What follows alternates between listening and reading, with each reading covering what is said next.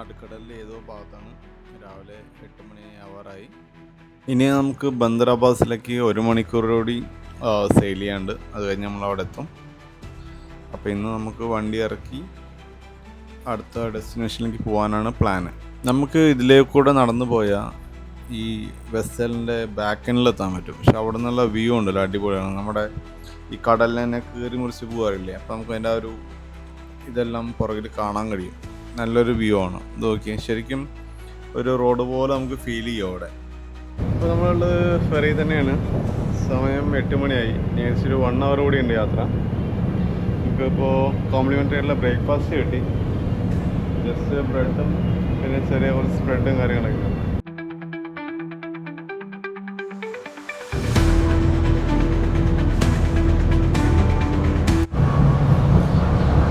നമ്മുടെ ഡെക്കിൽ നിന്നുള്ള വ്യൂ കണ്ടില്ലേ?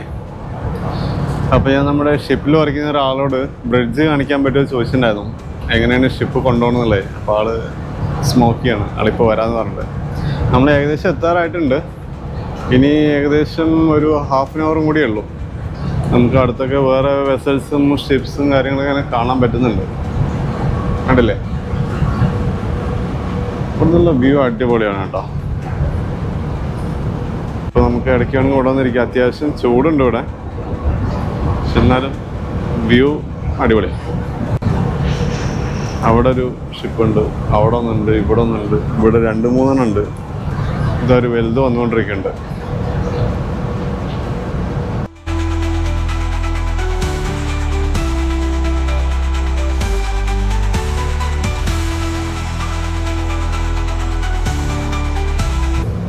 ഇപ്പോൾ ആൾ നമ്മളെ ബ്രിഡ്ജിലേക്ക് കൊണ്ടുപോവാണ്. അവിടെ ഷൂട്ട് ചെയ്യാൻ പറ്റുമോയെന്ന് അറിയില്ല, നോക്കി നോക്കാം നമുക്ക്.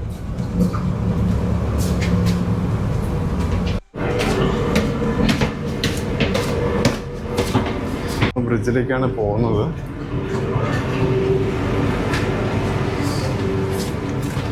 ഞാൻ മനസ്സിലാക്കിയത് വെച്ച് ഇവിടെ നിന്നാണ് ഈ ഷിപ്പിൻ്റെ അല്ലെങ്കിൽ ഈ ഫെറിയുടെ ഫുള്ള് കൺട്രോളിങ് കാര്യങ്ങളെല്ലാം ചെയ്യുന്നത്. ഒരുപാട് ഇൻസ്ട്രുമെൻസും പല ടൈപ്പ് സൗണ്ടുകളൊക്കെ അതിനകത്ത് വരുന്നുണ്ടായിരുന്നു. നമുക്കിതിപ്പോൾ എല്ലാം ചോദിച്ച് മനസ്സിലാക്കാനുള്ള നോളജ് നമുക്കില്ലല്ലോ.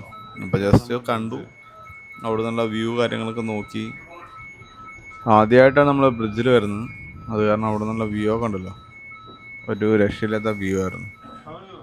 ഇവർ നല്ല കോപ്പറേറ്റീവ് ആയിരുന്നു. Dubai Dubai Dubai. It's 12. 12. 12 is the latest. Yeah.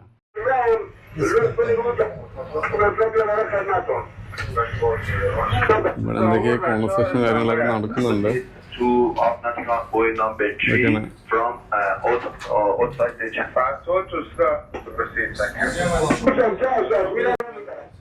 നമ്മുടെ ആശാനപ്പേക്ക് യൂണിഫോമിലൊക്കെ വന്ന് സെറ്റായി നിൽക്കണ്ടായിരുന്നു. Thank you so much.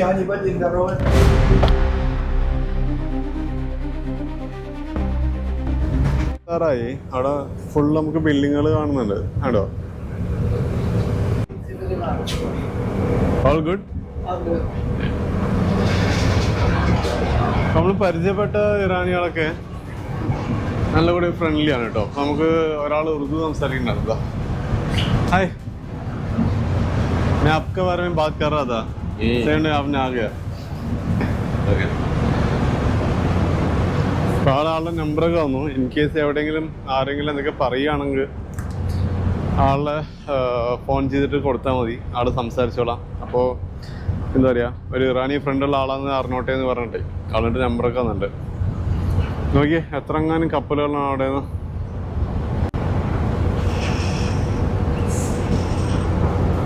ഏകദേശം എത്താറായി. ഇനി കുറച്ചും കൂടി അങ്ങോട്ട് പോകാനുള്ളൂ.